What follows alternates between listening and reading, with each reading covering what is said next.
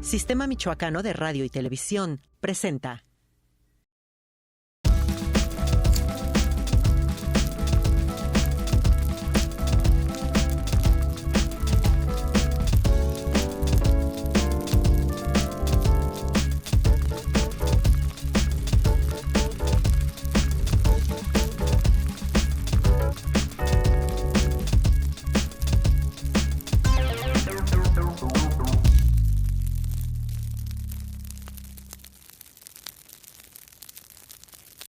Hoy, en La Fogata, nos visita Marcelo, ratón argentino que radica en México donde se dedica al teatro, aunque dice que no le ha ido muy bien que digamos, por lo cual, esta noche charlaremos con él para intentar desentrañar el origen de tal infortunio.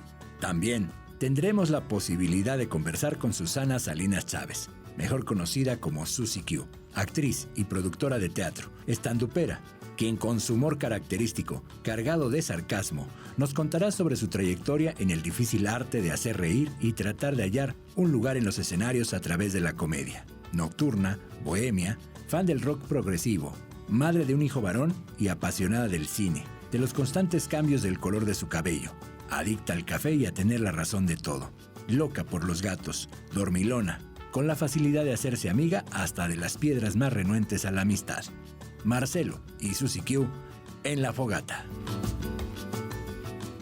¿Qué tal? Muy buenas noches. ¿Cómo estás? ¿Cómo están ustedes? Bienvenidos y bienvenidas aquí a La Fogata. Una fogata más aquí en esta nueva temporada. Y yo muy gustoso de que esta producción maravillosa nos ponga todas las condiciones para tener en esta noche a un invitado especial. Como ya lo escuchó en la semblanza, como ya lo escuchaste en la semblanza, un invitado internacional, un actor conocido.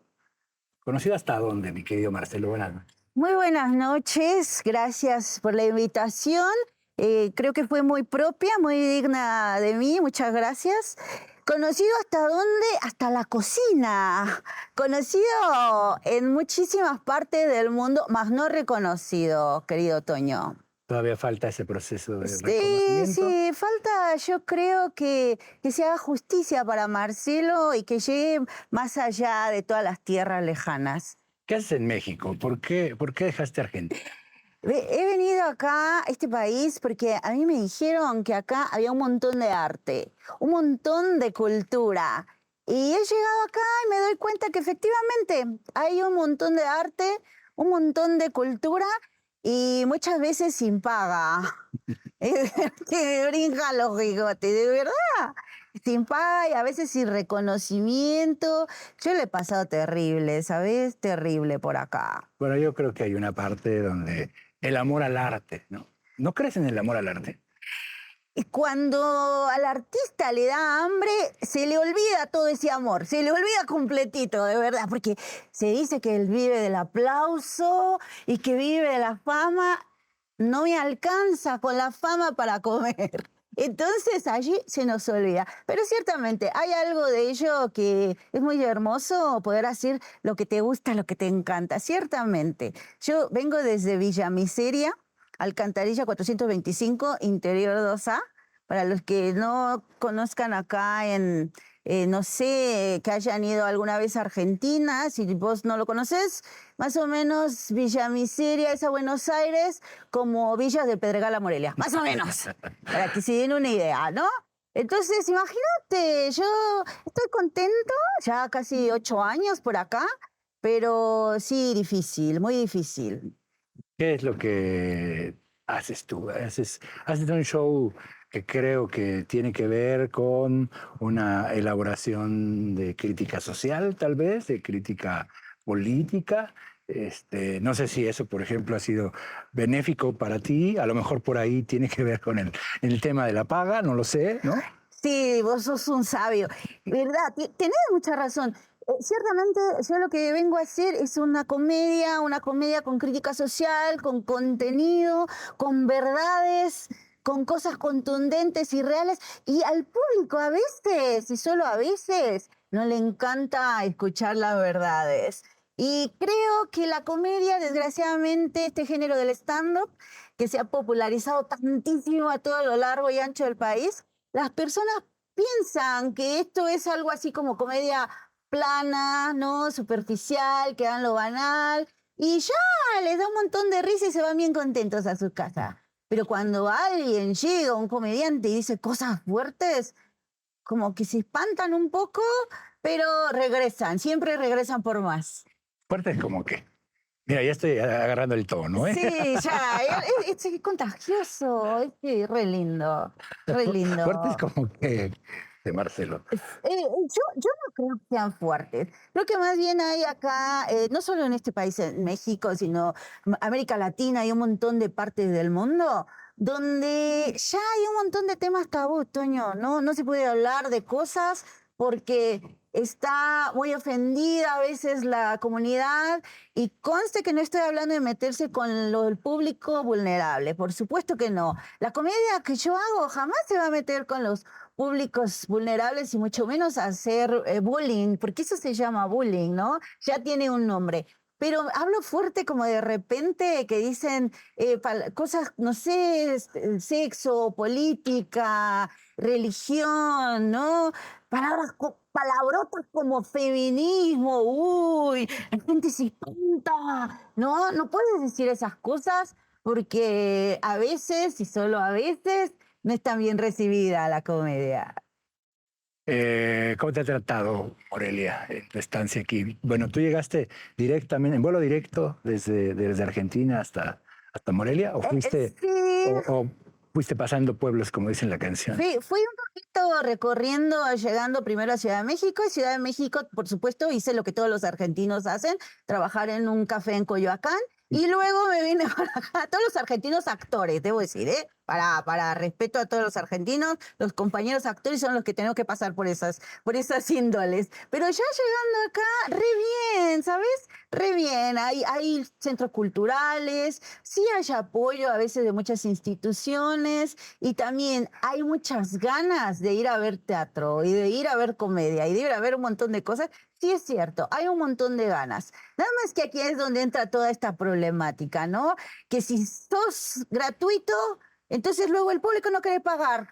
Que si entonces ya no es gratuito y hay que pagar, ¿cómo voy a pagar para ir a ver teatro, Marcelo? No, estos 300 pesos son para el cine, para ir a ver Avengers. Entonces, ahí es donde cambia la cosa. Sé, porque me han dicho, me han contado, y porque, bueno, me puse un poco a estudiar, Marcelo, para poder establecer esta conversación contigo, que algo tuyo es la política, que te gusta la política y hablar de política. ¿Por qué? Me reencanta, me refascina. Yo creo que de este país, insisto, en un montón de países, Argentina no está nada bien ahorita, pará. No hablaremos de Milei. No, Milei, yo todavía no coincido si Milei es malo o es re bueno, o es un pelotudo o mucha pelota, no lo sé. Todavía no lo sé. Pero lo que sí puedo decir es que la política es muy importante. Y el ser humano como que tiene estas ideas de que, pará, no me hable de política. Esos temas son re malos porque nos vamos a pelear acá en la cena de Navidad. No, pará. Yo creo que la política es re importante. Y creo que todo el tiempo estamos haciendo política. Todos los días, ¿no? A veces en los simples acuerdos de relaciones, de personas, se está haciendo política. Entonces, por eso me reencanta. Y también debo decir que también me gusta mucho no tener un color. Odio esto de los colores, ¿no? De verdad, no me gusta, no me interesa ningún color. He trabajado con todo, boludo, con todos. He trabajado con todos los colores. Pero no me interesa. Porque también hay una apropiación de los colores, de las frases, de ciertas palabras, ¿no? Y de pronto ya son las que eran del uso cotidiano, ¿no? Ya no se pueden usar. Ya los niños no pueden pintar con cualquier color en la escuela, a riesgo de que le digan, ese niño es de tal partido, Sí, de tal corriente. ¿No? He visto políticos. Es un niño conservador. Es un niño conservador. Imagínate, ese niño es un color, vamos a decirlo, rojo. No, imagínate. Sí, de pronto esas cosas son raras. He visto Es un políticos niño hablando. comunista. Es un niño comunista, el camaradita. Camaradita. También he visto cosas como un político hablando de un color así diciendo, cómo lo odio ese color naranja, cómo lo odio. Cantidad de cosas que he visto, pero creo que eso ya no tiene tanto que ver con las acciones políticas, con las agendas, con las cosas que se deben de realizar, sino más bien es como personal, ¿sabes? Ya de pronto entre políticos, ellos son recuates, normalmente son bien amigos, y acá las personas peleándose por, no, yo soy verde, no, yo soy morado, y ellos allá están brindando, se los aseguro. Y es muy raro. Marcelo, me dicen que para solventar también un poco, ¿no?, la producción que se puede investigar sobre tu vida, me dice que tuviste que recurrir para solventar un poco tu vida y acceder a ciertos contratos pues ni modo, a una representante. Ya me estaba espantando cuando empezó a hablar de que tuve que recurrir para acceder a ciertos contratos. Es verdad, pero no cobré. Entonces no cuenta. Entonces, bueno, hablamos de la Fue representante. por consenso. Sí, más bien no me pagaron, pero muy bien, voy por ahí. Pero ciertamente se necesita a veces a otra persona para completar el trabajo, ¿no? Ciertamente vivimos en un mundo donde hay que colaborar, aunque no nos guste. Hay un equipo detrás de muchas cosas y gracias a ese equipo todo eso es posible, ¿no? Estamos en un caso específico acá. Entonces yo pues tengo esta insignificante creadora mía, ¿no? Una que escribió ahí todas las obras que yo tengo, que son ya ahorita más de 15, y que en estos 8 años pues hace la lucha ahí de venderme, de hacer contratos, malos contratos, ¿no? De hacer toda esta... Y ella se llama Suzy Q, así dice que se llama. ¿La podemos invitar? Sí, por supuesto, la puedes invitar. Y la podemos cuestionar sobre esto que nos estás diciendo. Seguramente te quedará más claro todo, más claro como el agua. Pues, ¿qué te parece entonces si hacemos una pausa y regresamos aquí para invitar a Suzy Q? Me parece re lindo. Muchas gracias, Marcelo. Gracias. Y regresamos Sí, un gusto. para saludar a Suzy Q.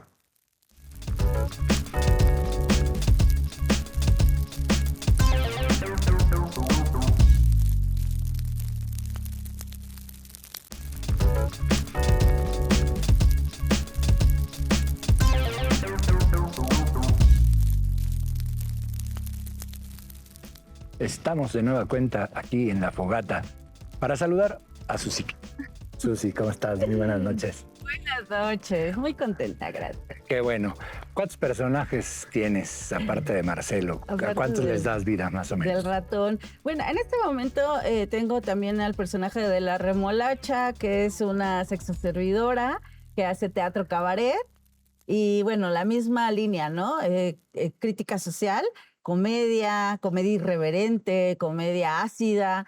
Y son como estos dos personajes los que estoy trabajando mucho, pero también Suzy Q Stand-up es un personaje ya también, ¿no? No es la personalidad, se vuelve un personaje. Entonces el monólogo de Suzy Q pues es también una especie de personaje. De pronto sientes como que son extensiones tuyas, vamos, tus personajes, incluida tú misma, y hay un momento donde dices, ¿y yo dónde estoy? ¿Quién soy? ¿Quién soy? ¿Dónde estoy? ¿Qué me dieron? Escribiría alguna vez en un cuento José Agustín, a quien abrazamos en estos momentos que falleció, pero bueno, que lo recordaremos siempre. ¿Has sentido como, ¿y yo dónde quedo? Más bien, sí son una extensión, definitivamente, y me permiten mostrarme más. Creo que vivimos en una sociedad bien extraña donde a veces no nos permitimos nosotros, por cultura, no sé, por tradición, no nos mostramos como realmente somos, no decimos lo que queremos decir. No sé, yo creo que muchas veces miedo al que dirán, a veces otro por las normas que sí nos los restringe la sociedad, ¿no? Pero definitivamente a través de estos personajes, a través del teatro, a través de la dramaturgia, más bien podemos mostrarnos más, ¿no? Y se nos permite. Porque imagínate tú, Toño, a Susi diciendo las cosas que dice Marcelo como mujer, como mexicana y como artista, yo creo que no serían bien recibidas, ¿no? En cambio, ya la máscara del ratón, el tono del argentino, el ser un ratón macho, pues dices, di lo que quieras, adelante, ¿no? Pero si eres Susi, no, pues ¿cómo vas a hablar mal de la cultura en Michoacán, ¿no? Por ejemplo. Claro. Bueno, te pueden cerrar 2 que 3 puertas de pronto, ¿no? Igual nunca estuvieron abiertas, pero podrían tener 3 cerraduras más. ¿Cuándo decidiste que lo tuyo eran los escenarios, que querías ser actriz? No sé si viene desde niña. Sí, me considero bien afortunada en eso porque yo creo que desde niña yo dije, quiero ser artista. Cabe mencionar que para mí los artistas a los que yo tenía alcance en ese momento en mi vida eran los artistas de Televisa, no sé, Yuri, Lucerito, artistas cantantes, ¿no? Éxitos del momento. Y dije, yo quiero ser artista. Afortunadamente conocí la literatura, la dramaturgia y con ella el teatro. Y a los 14 años yo me enamoré del teatro. Y yo dije, quiero ser actriz desde los 14 años. Y empecé desde entonces a actuar, desde esa edad, ya después pues formalizando mis estudios y dándole todos los días, ¿no? Porque sí es una chamba de toda la vida, de todo el tiempo. Entonces, en ese momento lo decidí y pues mira, a estas alturas tan jóvenes que somos y de todas maneras sigo con este sueño. Estudiaste arte dramático. Arte dramático y más adelante también algo de producción aquí mismo en la ciudad de Morelia, producción de espectáculos, porque sucede algo bien curioso en Michoacán y en muchos lugares. No nos enseñan a los actores, a las actrices a vendernos. No nos enseñan la parte tan importantísima que es la producción. Lo que ¿no? hablaba Marcelo, de Sí. pronto la mala paga no solo es porque los empresarios o las Exacto. instituciones digan, ay, pues ahí como de amor al arte, lo que decía, hablaba con él, también tiene que ver con esto, ¿no? Por Saber venderse. supuesto, saber que hay que negociar, que hay que tener una carpeta para poderla ofrecer, que hay que tener estas relaciones públicas, un equipo, algo de producción al alcance de cualquiera. No estoy diciendo que la máxima producción, ¿no? Pero hay que ofrecerle algo al público, pues. Entonces esto lo aprendí ya bastante más grande. Eso fue hace 7 años que me metí a esa carrera y me ayudó muchísimo porque te das cuenta que sí, muchas veces el artista no sabe venderse. Y ir a casting y esperar a que te descubran en Broadway no funciona, amigos. Aquí está no su camerino. funciona. Bueno, llegaste al sistema michoacano y teníamos tu camerino listo, sí, ¿no? Para que camerino, miren nada más, el mezcalito. Mezcalito. O sea, esto es muy, muy hermoso. ¿Recuerdas la primera obra en la cual tú actuaste? La primera que hiciste. Sí, pues es que son como muchas primeras veces. Ok. Por ejemplo, en algún momento yo hice una obra de teatro donde yo misma la escribí y actué, una pastorela cómica, y tenía 18 años. También en algún momento hice algún personaje ya conocido de televisión donde alguien lo montó y lo interpreté, ¿no? Pero digamos que ya alguna obra de teatro que ya haya sido más completa, bueno, también en la escuela, por supuesto, en la escuela para hacer algunos trabajos tienes que presentar el Claro. montaje, pero en sí el personaje de Marcelo, que fue hace 8 años, nació en un concurso que se llamaba Los Unipersonales y ahí nace el personaje, ¿no? Con un monólogo de media hora que no ganó nada, ni primer lugar, ni segundo, ni de lástima, pero afortunadamente en el lugar donde me presenté me dieron trabajo y estuve haciendo 1 año el mismo show. O sea, a veces iban las mismas personas cada 8 días, pero bueno, un show de stand-up siempre es distinto, siempre es diferente, la improvisación es lo que cuenta muchísimo y esa fue otra primera vez. ¿Quiénes serían en la historia del teatro, en la historia de la televisión? Ya nos comentaste. Creo que todos de alguna manera, lo queramos o no, parte de nuestra educación o sentimental o nuestra educación en medios, pues pasa por las empresas comerciales, pues porque no a veces no teníamos de otra. Claro. Este, pero ¿quiénes serían como esos referentes tuyos que podrías decir tanto de México como del mundo, que tú dijeras, yo creo que tomé de ellos y con ellos fui construyéndome, o de ellas, ¿no? Ajá, híjole. Pues igual es un montón de badaje, ¿no? Yo creo lo que va uno recopilando en la vida.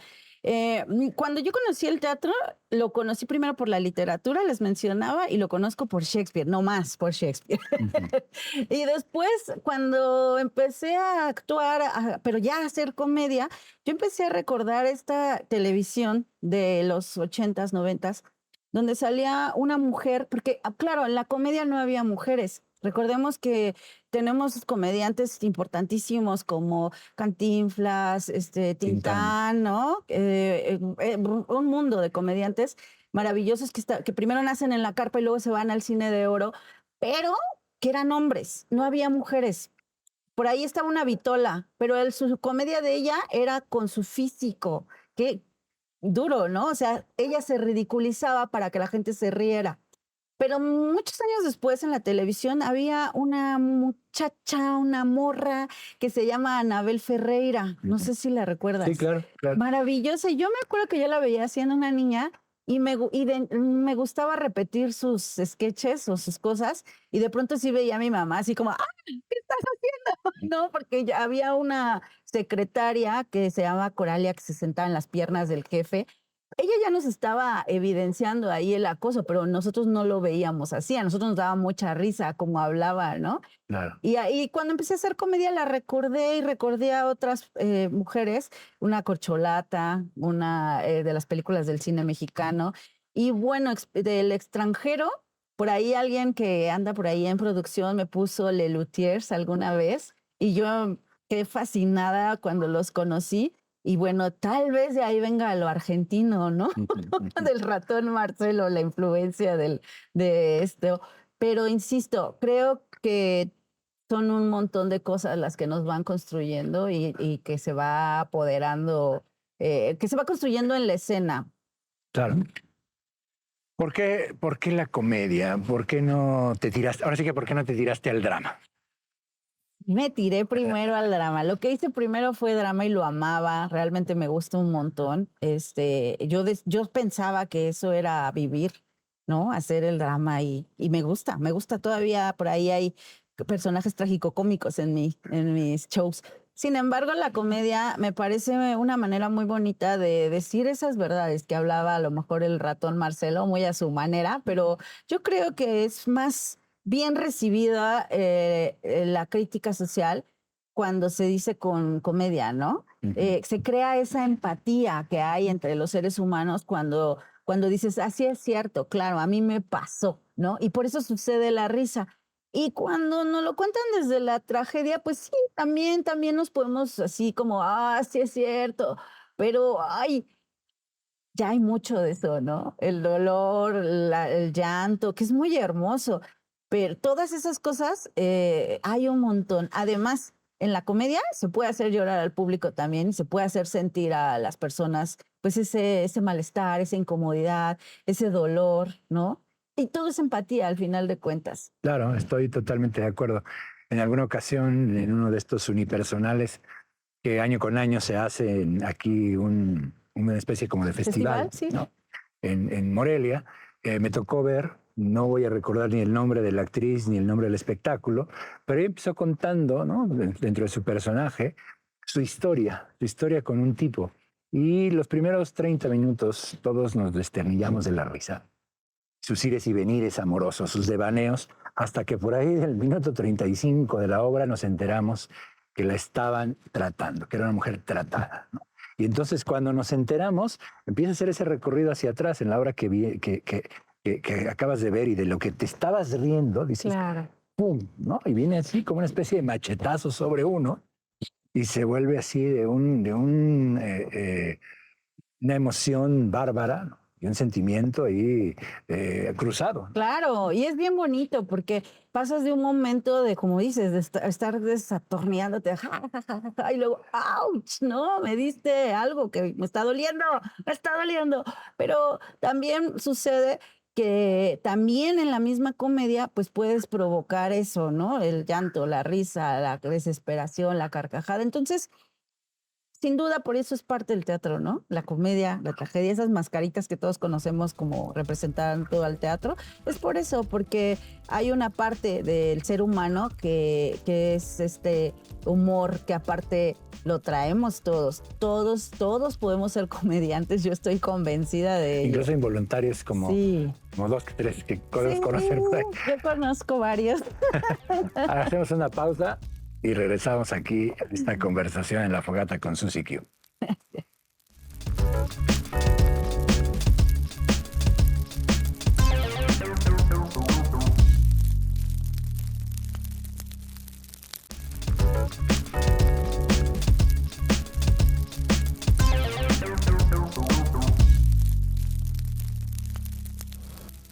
Felices aquí en la pausa, seguimos conversando y regresamos ahora con Suzy Q. ¿Qué tan difícil, digo, es una elección tuya hacer comedia y de pronto abordar la comedia desde diferentes planos? La parodia, la crítica, la ironía, el sarcasmo. Pero ¿qué tan fácil o difícil es hacer comedia? Tengo noticias de actores, actrices, pero también de escritores y de escritoras que dicen el género más complicado es la comedia. Yo creo que sí, en mi experiencia lo ha sido. Es decir, cuando comencé a hacer comedia yo realmente dudaba mucho de mí misma.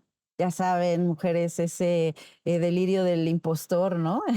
Que una tiene. Y dije, es que sí es muy complicado. Yo no me imaginaba siquiera al público riendo de las cosas que yo decía. Sin embargo, pues como todo en la vida, se puede aprender y se puede estudiar. Sí creo que puedes tener algo, a lo mejor de histrionismo, algo de aptitudes para hacerlo, puede ser, pero también es verdad que lo puedes trabajar y lo puedes ir desarrollando, ¿no?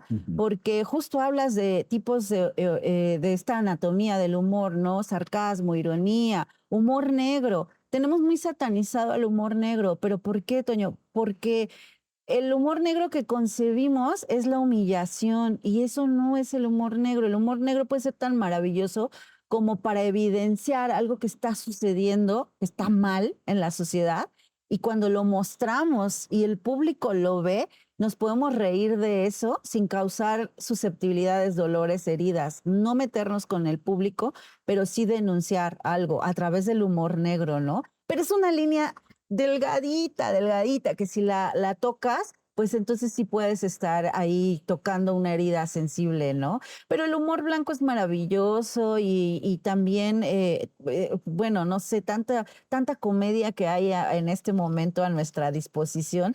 Vivimos en un momento muy hermoso, muy emocionante, donde con un botón puedes navegar por el mundo y encontrar no solo comedia de todos los idiomas traducida ya, sino también música, arte, ¿no? O sea, un montón de cosas. Entonces, yo creo que sí se puede aprender. Es difícil, sí, pero sí puedes hacer comedia. Si a alguien en algún momento le pasó por la cabeza, yo quiero intentar subirme al escenario y hacer comedia, sí se puede. Nada más que te voy a platicar una cosa, sí se necesita una estructura, sí se necesita una planeación, sí se necesita un ensayo, muchos ensayos, es un trabajo previo como todo. Muchas personas a veces piensan que uno se sube, en el caso del stand-up, que uno se sube al escenario y que se le ocurren todas las cosas. Y no, está muy lejos de la realidad. Te tienes que preparar un montón para que todos esos gags, todos esos chistes estén relacionados unos con otros y vayan cayendo. Y además la improvisación y además la lectura del cuerpo del público, en fin. Pero sí se puede. Es difícil, pero es viable para todos. Y ahorita que mencionabas, ahorita hablamos del stand-up, pero ahorita que decías sobre el tema del humor negro, tiene que ver también con una construcción cultural. Vamos, es que, bueno, si hablamos de países, cada país tiene su humor. Los argentinos, los británicos, a veces hemos visto películas, ¿no?, donde digo, ¿de qué se ríen ¿Dónde está el chiste, no? Porque no pertenece a nuestra misma codificación del humor, tal vez. Claro. Aquí en México, por desgracia, esto que mencionabas, quienes de alguna manera nos educaron en que había que reírnos de la desgracia del otro, ¿no? De que se golpeara con algo, de que le cayera una cubeta de pintura encima, ¿no? Leas El Chavo del Ocho, por ejemplo, Sí. ¿no? O la humillación al estilo Paco Stanley, por ejemplo, que son los nombres que me vienen a la mente. Y por otro lado también me parece que temas tabús, ¿no? Temas tabús donde de pronto, y esta fue una puerta que abrieron mucho, que a mí me parece que pues no es puerta, sino más bien también una circunstancia, no sé si triste, pero pensar que el humor es las malas palabras. Y yo no Grave. estoy en contra de las malas palabras, son palabras, ¿no? Pero pensar que el humor solo se constituye en el lenguaje, por ejemplo. Claro. Es que todo eso que acabas de mencionar es muy importante. Habría que desmitificar todo eso, ¿no? Desde que justo hacer comedia no es subirte al escenario a ofender a nadie, definitivamente. Hacer humor negro no es humillar a los grupos vulnerables, ¿no? Y ciertamente viene desde nuestra educación y estos dos referentes que mencionas en algún momento hicieron otras cosas. Por ejemplo, Chespirito lo que hacía era Shakespeare, por eso Chespirito, llevado a las masas, ¿no? De una manera cómica. Pero ¿qué terminan haciendo? Lo que el público consume. Y desgraciadamente lo que el público consume es este humor plano, superficial, estas groserías, híjole, el albur. A mí me cuesta un montón de trabajo. Soy mexicana. No lo entiendo, de verdad no lo comprendo. El albur es algo que toda la vida me ha dado mucho que pensar porque su temática es de dos individuos, hombres los dos, donde terminan dándose. Vamos a dejarlo para la televisión, dándose. Y el objetivo es quién le da al otro. Y entonces yo digo, bueno, y luego estos dos individuos encima son homofóbicos. ¡Pum! No lo entiendo de verdad, pero las personas creen que ese es el humor exclusivo del mexicano y no es cierto. La connotación sexual está en todo el mundo, en todo el mundo. El sexo es muy importante para los seres humanos y no es algo malo, pero al verlo desde estas aristas, el morbo, ¿no? Hace que piensen desgraciadamente que ese es el humor, que esa es la comedia y realmente no. Habría que desmitificar todas esas cosas y pensar que el reír es una situación natural del ser humano porque nos hace liberar endorfinas, nos hace sentirnos bien y nos da placer, ¿no? Ahora, ¿de qué nos reímos? He ahí el dilema. ¿De qué y de quién? ¿De qué y de quién? Exacto. Digo, a reserva de todo lo que se pueda pensar, ahorita que decías esto sobre el albur, yo leí un texto que escribiste en las redes sociales sobre Polo Polo cuando él murió, y un texto muy severo, ¿no? Y yo debo decir, a riesgo también de lo que se pueda pensar, pues que mi formación de alguna manera alburera viene de ahí, ¿no? Es decir, uno no puede negar lo que es, ¿no? Aunque quiera, aunque esconda uno los discos de la música que son los gustos culposos, algún día salen, ¿no? A flote. Pero hablemos del stand-up. ¿Qué es el stand-up? Porque de repente parece como si hubiera existido siempre, pero no es cierto, y parece que hubiera desplazado al sketch, al teatro de carpa. ¿Qué es el stand-up? Pues yo creo que sí es una evolución, acá en México al menos, porque bueno, en otros lugares del mundo hay documentos desde después de la Segunda Guerra Mundial, ya se hacía stand-up. Pero aquí en México justo viene de la carpa, luego los comediantes que conocemos en televisión como Polo Polo, que debo decir, no es de mi agrado, pero le reconozco al señor un montón de dominio del escenario, ¿no? Eso hay que aprendérselo, era muy bueno.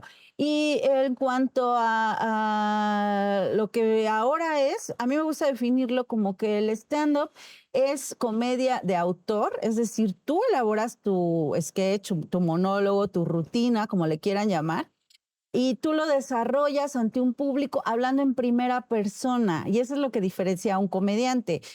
Por eso les digo, yo no cuento chistes, soy pésima contando chistes. Si me dices, a ver, cuéntate el de Pepito. No me lo sé, pero sí sé hacer comedia desarrollándola desde mi propia perspectiva, desde donde yo la veo.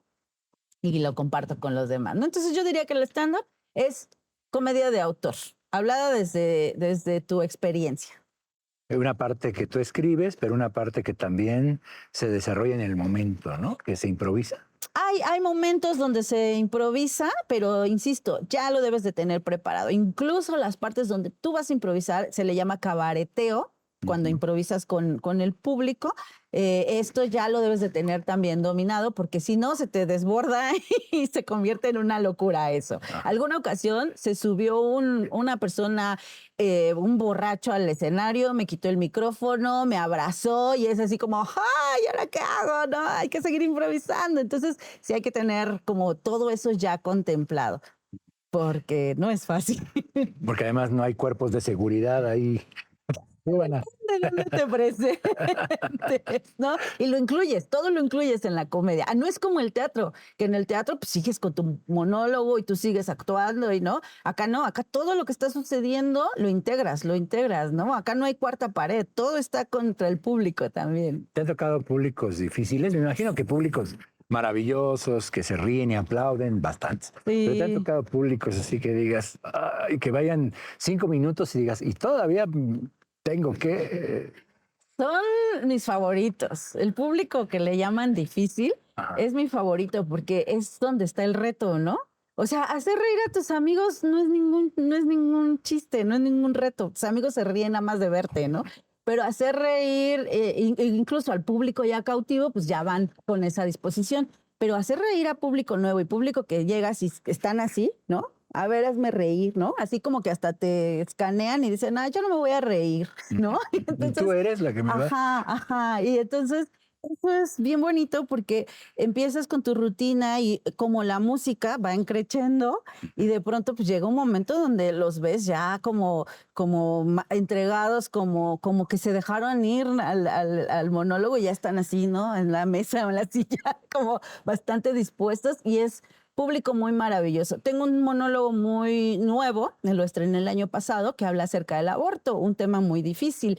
Y no es tendencioso a decir sí hazlo, no hazlo. Es más bien plantar ahí la duda, la incertidumbre, el pensemos qué vamos a hacer con esto, ¿no? Entonces, pues sí me han tocado señoras que deciden, no, yo no quiero ir de solo. Eso es difícil, pero es muy bonito. Sobre todo por lo que decíamos hace rato también, ¿no? El conservadurismo. México tiende al conservadurismo, Morelia es conservadora, y alguna vez también escuché que platicabas sobre, pero una vez que hablaste de feminismo para un público varón. Estuvo muy maravilloso esa vez. Fue una presentación privada y yo dije, bueno, pero pues este es el tema. Sí. Y yo, la verdad, se los juro que estaba muy espantada porque pues siempre es la presencia, ¿no? Olía testosterona ahí, te lo juro. Y entonces salgo y empiezo a hablar y yo pensé que iban a como que a sentirse y así o a ponerse así, ¿no? Ahorita aquí nos vamos a partir la cara, no. Pero no, todo lo contrario. Bien bonito, el público empezó a reírse, a ceder. Hubo así vatos, hombres de 30, 40, 50 que me detuvieron y me dijeron, oye, ¿de verdad está pasando esto? Y yo así de, bueno, no lo digo yo, googleale. No, yo me documento para venir a decir estupideces. Pero fue una experiencia muy chida eso de poder hablar a hombres. Aparte que son hombres que no estaban acostumbrados a esos temas, ¿no? Dijeras, pues estoy hablando a un grupo de personas que ya los digieren, todo. Dicen blandito. No, a machos, a hombres. Bigotones. Sí. Así sacan la pistola. 1, 2, 3, 4. ¿Qué me vas a decir a mí? Entonces, estuvo muy hermoso. Hoy, show especial para hombres no deconstruidos. Sí, creo que tiene que ver que no es tendencioso, pues. No es como, quiero que se convierta, ¿no? Eso ya sería una secta. No, es yo tengo esto que decir. Si ustedes me quieren escuchar y se quieren reír conmigo, adelante. Y que además creo que también tiene que ver con el tema de la comedia. Por supuesto. Con el hecho de que viene desde la risa y yo no estoy de acuerdo con que la risa disminuye o diluye el discurso. Creo que la risa puede amplificarlo también, ¿no? Seguro, yo también creo eso, heme aquí, creo que la risa puede causar esa, insisto, esa empatía, que al fin de cuentas creo, Toño, que es lo que necesitamos hoy en día, ¿no? Muchísima empatía, por supuesto. Hace falta arte, hace falta cultura, por supuesto. Presupuesto para ella, pero Y para Marcelo. y para Marcelo, por favor. Pero lo que nos hace muchísima falta es eso, ¿no? La empatía, simple y sencillamente. No te le metas al coche porque se distrajo 5 segundos y ya lo rebasaste. No le pites al de adelante porque ya quieres llegar temprano. Es decir, creo que esas cosas nos hacen mucha falta como sociedad, ¿no? Y con la comedia lo consigues empatizar con la persona que tienes en el público porque dicen, claro, a mí también me pasa, hermana, yo estoy contigo. Tenemos que hacer una pausa, Susi, y regresamos Muy bien. a la fogata.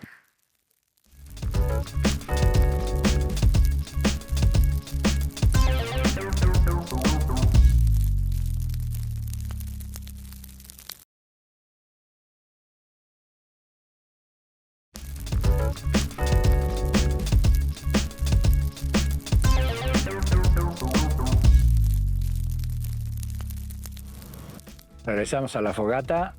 Vamos a llegar oliendo a leña de otro lugar, Susi. Sí, vuelo a fogón. Fogón michoacano. Yo creo que también, digo, es una política, y no hablo, como tú decías, ni de partidos, ni de personajes, sino más bien como que es un entendido de que nos quieren quitar la risa, ¿no? De que nos quieren ver con el ceño fruncido, de que nos quieren ver todo el tiempo, porque creo que precisamente si una manera uno tiene de enfrentar los problemas al poder es a través de la risa. Digo, incluso hay una novela que hace Humberto Eco al respecto, ¿no? ¿Por qué los libros estaban prohibidos? Porque provocaban la risa. Y al provocar la risa dudas o puedes dudar, ¿no?, de los poderosos. Entonces, yo creo que tiene mucho que ver con esto, el trabajo que desarrollas y haces, ¿no? Gracias. Pues sí, y vivimos un momento muy importante que justo la censura. La censura en este momento está siendo como un poco, pues a lo mejor vista desde respetemos a los vulnerables, sí. No hay que decir estas cosas porque es políticamente correcto. ¡Uy, esa expresión, ¿no? Políticamente incorrecto, perdón. Sí. Entonces, sí, es verdad. Hay que hablar ahora desde donde hemos desaprendido, donde nos hemos deconstruido y ahora vemos un mundo distinto al que nos mostraron los padres, los abuelos, ¿no? Que claro, ellos eran lo que tenían y es lo que nos transmitieron. Hicieron tal vez algunos lo mejor que pudieron con lo que tenían. Pero nos toca a nosotros pensar y repensar. Si es verdad que vivimos en un mundo así, vamos a cuestionarlo, ¿no?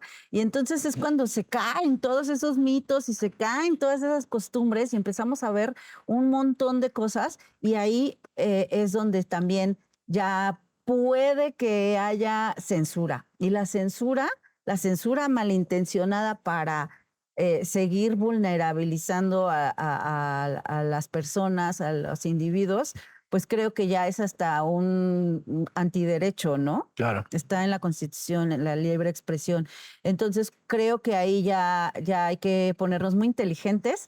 No solamente los comediantes, los locutores, los actores, todo mundo, hay que repensar que sí debemos de seguir diciendo, porque además, si nos quieren quitar la risa, si nos quieren quitar estas formas de comunicarnos, es una manera de someternos y se supone que somos libres. Claro. Y porque además no cualquiera tiene un escenario, no cualquiera le prestan un micrófono, como en este caso a nosotros. Entonces, Exacto. hay que aprovecharlo, hay que ser inteligentes. Y yo creo que en ese sentido, bueno, habría que recordar cuántas veces llevaron a Palillo a la cárcel por ridiculizar a los poderosos, ¿no? Y en ese sentido me parece que uno de los géneros o de las posibilidades que hay desde la irreverencia, desde el cachondeo, ¿no?, desde lo prohibido que puede ser, es el teatro cabaret. Sí. Que ya su nombre refiere a. Refiere a, sí, por supuesto. El teatro cabaret también está un poquito mal posicionado, ¿no? cuando les preguntas a alguien, ¿conoces qué es el teatro cabaret? Te dicen, sí, claro, es se me olvidó, la de una obra de Niurka, cabaretera.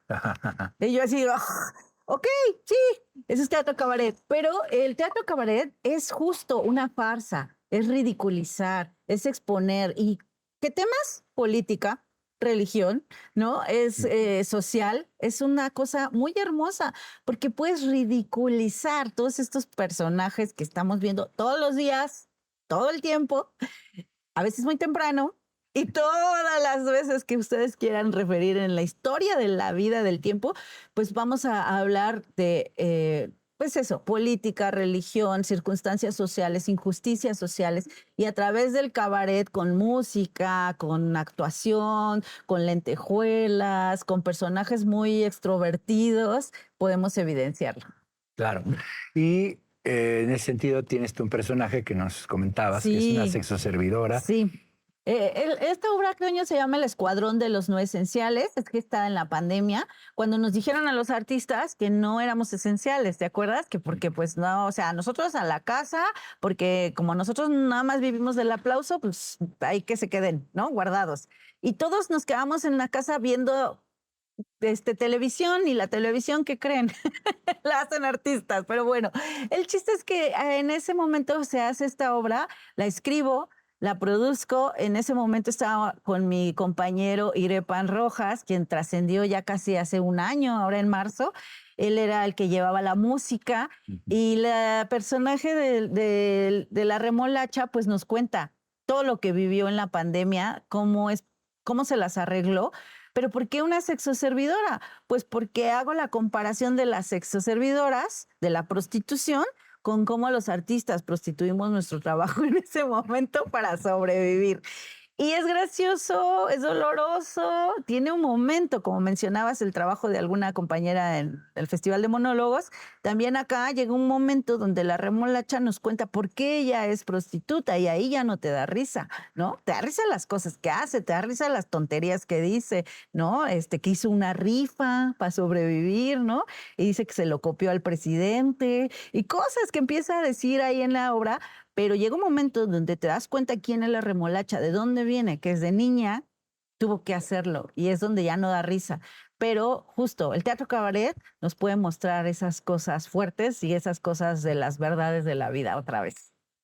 Y que además tiene todo un, ¿cómo decirlo?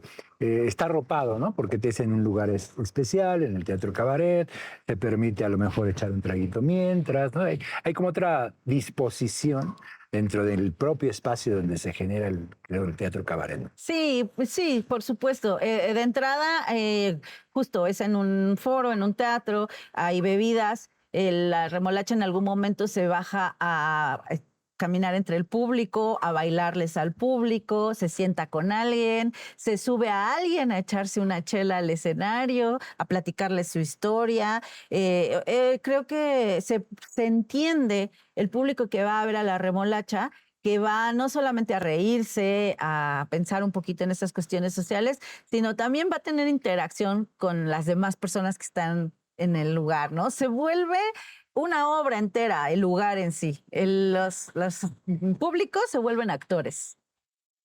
Nos queda un minuto. En un minuto, dinos, ¿quién es Suzy Q? Suzy Q es una mujer que se está encontrando todos los días de su vida, madre de un varón de 21 años, amante de los gatos, que ama el café, pero que piensa que la vida es demasiado importante como para no hacer todas estas cosas que les ando contando, y que si venimos no es necesario cambiarlo, solamente disfrutar el tránsito, pero no dejarlo peor de lo que está. Al menos no dejar peor el pantano después de nuestro paso, ¿no? Sí. Al revés del poema. Bueno, que nosotros no somos cisnes, más bien al revés. Al revés. Pasaré el pantano y trataré de dejarlo como lo dejaron. No peor de lo que ya está. Sí, levanta tu basura. Sí hace falta mucha cultura en nuestro país. Eso es evidente para todos. Exigirle a los gobiernos que lo hagan. Esa es su chamba. Como siempre, un placer, gracias, Suzy, platicar querido. contigo. Muchas gracias, muchas felicidades por este bellísimo programa, de verdad. No saben ustedes, esto es un agasajo. Pues muchas gracias de nuevo. Gracias a toda esta maravillosa producción que hace posible el programa de La Fogata. Nos miramos y conversamos la próxima. Adiós.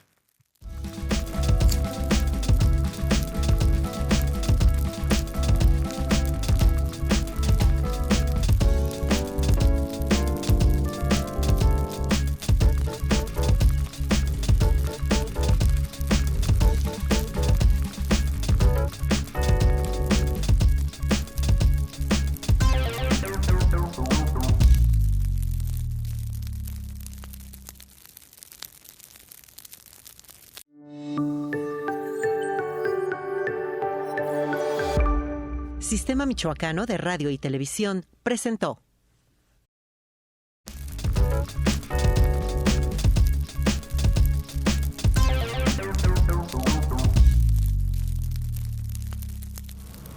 Regresamos a La Fogata. Vamos a llegar oliendo a leña de otro lugar. Sí, vuelo a fogón.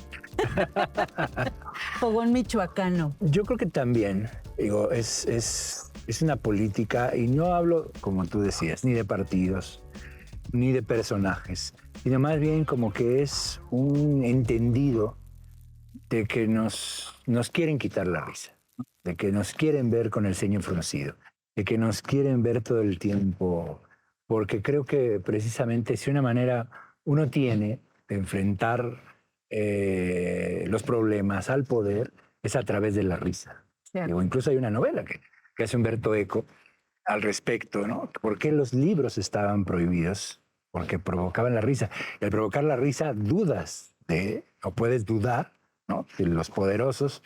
Entonces, yo creo que tiene mucho que ver con esto, el trabajo que desarrollas y haces, ¿no? Gracias. Pues sí, y vivimos un momento muy importante que justo la censura. La censura en este momento está siendo como un poco, pues a lo mejor vista desde respetemos a los vulnerables, sí. No hay que decir estas cosas porque es políticamente correcto. ¡Uy, esa expresión!, ¿no? Políticamente incorrecto, perdón. Sí. Entonces, sí, es verdad. Hay que hablar ahora desde donde hemos desaprendido, donde nos hemos deconstruido y ahora vemos un mundo distinto al que nos mostraron los padres, los abuelos, ¿no? Que claro, ellos eran lo que tenían y es lo que nos transmitieron. Hicieron tal vez algunos lo mejor que pudieron con lo que tenían. Pero nos toca a nosotros pensar y repensar. Si es verdad que vivimos en un mundo así, vamos a cuestionarlo, ¿no? Y entonces es cuando se caen todos esos mitos y se caen todas esas costumbres y empezamos a ver un montón de cosas y ahí es donde también ya puede que haya censura. Y la censura malintencionada para seguir vulnerabilizando a las personas, a los individuos, pues creo que ya es hasta un antiderecho, ¿no? Claro. Está en la Constitución, en la libre expresión.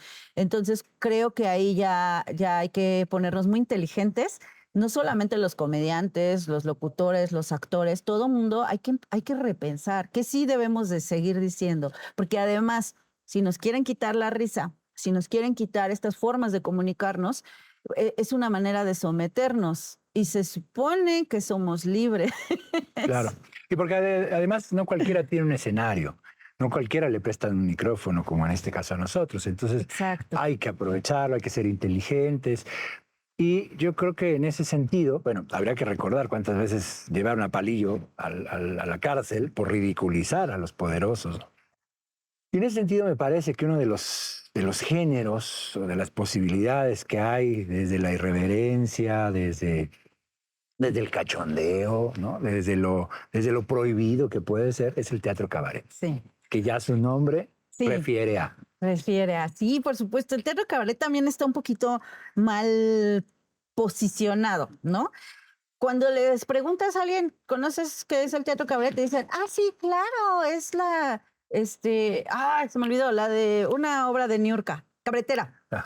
Y yo así, ok, sí, eso es teatro cabaret. Pero el teatro cabaret es justo una farsa, es ridiculizar, es exponer. ¿Y qué temas? Política, religión, ¿no? Es social, es una cosa muy hermosa, porque puedes ridiculizar todos estos personajes que estamos viendo todos los días, todo el tiempo, a veces muy temprano, y todas las veces que ustedes quieran referir en la historia de la vida, del tiempo, pues vamos a hablar de, pues eso, política, religión, circunstancias sociales, injusticias sociales, y a través del cabaret, con música, con actuación, con lentejuelas, con personajes muy extrovertidos, podemos evidenciarlo. Claro. Y en ese sentido tienes tú un personaje que nos comentabas, que es una sexoservidora. Sí. Esta obra, Toño, se llama El Escuadrón de los No Esenciales. Es que está en la pandemia, cuando nos dijeron a los artistas que no éramos esenciales, ¿te acuerdas? Que porque pues no, o sea, nosotros a la casa, porque como nosotros nada más vivimos del aplauso, pues hay que se queden, ¿no? Guardados. Y todos nos quedamos en la casa viendo televisión, y la televisión, ¿qué creen? La hacen artistas, pero bueno, el chiste es que en ese momento se hace esta obra, la escribo, la produzco. En ese momento estaba con mi compañero Irepan Rojas, quien trascendió ya casi hace un año, ahora en marzo. Él era el que llevaba la música, y el personaje de la remolacha pues nos cuenta todo lo que vivió en la pandemia, cómo se las arregló. ¿Pero por qué una sexoservidora? Pues porque hago la comparación de las sexoservidoras, de la prostitución, con cómo los artistas prostituimos nuestro trabajo en ese momento para sobrevivir. Y es gracioso, es doloroso, tiene un momento, como mencionabas, el trabajo de alguna compañera en el Festival de Monólogos. También acá llega un momento donde la remolacha nos cuenta por qué ella es prostituta, y ahí ya no te da risa, ¿no? Te da risa las cosas que hace, te da risa las tonterías que dice, ¿no? Que hizo una rifa para sobrevivir, ¿no? Y dice que se lo copió al presidente y cosas que empieza a decir ahí en la obra. Pero llega un momento donde te das cuenta quién es la remolacha, de dónde viene, que desde niña tuvo que hacerlo, y es donde ya no da risa. Pero justo el teatro cabaret nos puede mostrar esas cosas fuertes y esas cosas de las verdades de la vida otra vez. Y que además tiene todo un, ¿cómo decirlo? Está arropado, ¿no? Porque te es en un lugar especial, en el teatro cabaret, te permite a lo mejor echar un traguito mientras, ¿no? Hay como otra disposición dentro del propio espacio donde se genera el teatro cabaret, ¿no? Sí, pues sí, por supuesto. De entrada, justo es en un foro, en un teatro, hay bebidas. La remolacha en algún momento se baja a caminar entre el público, a bailarles al público, se sienta con alguien, se sube a alguien a echarse una chela al escenario, a platicarles su historia. Creo que se entiende el público que va a ver a la remolacha, que va no solamente a reírse, a pensar un poquito en esas cuestiones sociales, sino también va a tener interacción con las demás personas que están en el lugar, ¿no? Se vuelve una obra entera, el lugar en sí. Los públicos se vuelven actores. Nos queda un minuto. En un minuto, dinos, ¿quién es Suzy Q?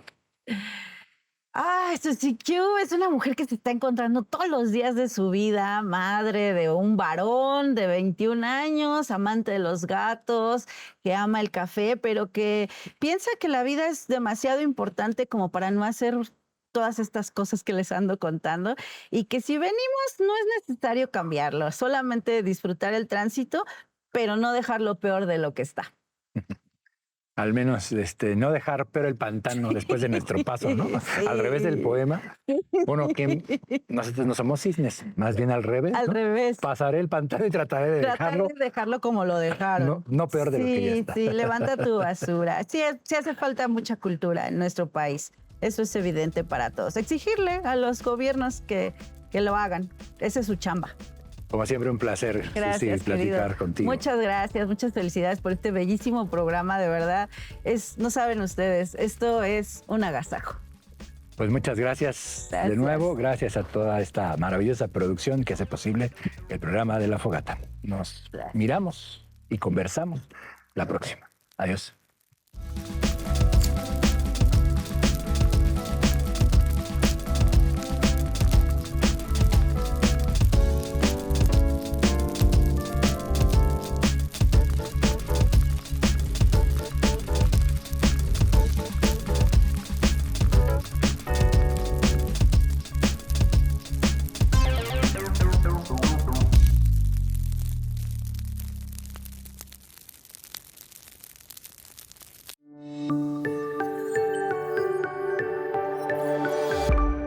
Sistema Michoacano de Radio y Televisión presentó